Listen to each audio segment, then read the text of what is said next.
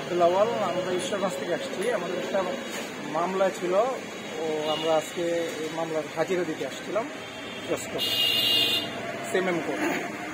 হাজিরা দিয়ে বের হয়ে যখন আমরা উকিলের সাথে দেখা করে এখান থেকে বেরিয়ে আসি, তখন অনুভব কমিউনিটি সেন্টারের সামনে আসার পরে আমাদের দূর করে আদেল এবং কামরুল ইসলাম এবং আদেল করা দুই ভাই কিছু লোক কিছু লোক নিয়ে আমাদের উপর অপরিচিত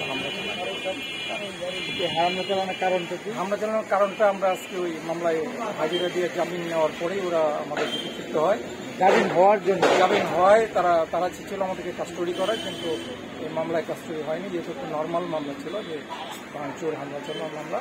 তো পূর্ব শত্রুতার জের ধরে এই মামলাটা করে একটা মিথ্যা মামলা। আমরা এই ব্যাপারে কিছু জানি না। আমরা এখানে পাঁচ ভাই আসামি, আমার এক চাচাতো ভাই। আমরা সবাই চাকরি করি। আমার এক ভাই নৌবাহিনী skill officer, paid officer, running headquarter আছে বাংলাদেশ নৌবাহিনীতে। আমরা রিটায়ার্ড, আমরা সবাই শিক্ষক। তো আমার চাচা একজন অ্যাসিস্ট্যান্ট হেডমাস্টার, একজন সুপার, আর এক ভাইকে আহত করছে, উনি প্রাইমারি টিচার। ওনার মাথা ফাটালেই দাঁড়িয়ে লাঠি দিয়ে পাঠিয়ে আরও দুই ভাইকে আহত করে, আর আমাকে নিজেও আহত করছে আমাকে।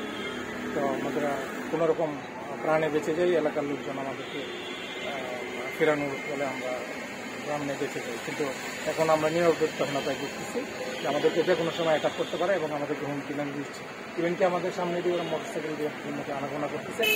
এক বাইকে নিয়ে আড়াল করে ফেলাইছিল, অনেক কষ্ট করে আমরা উদ্ধার করেছি।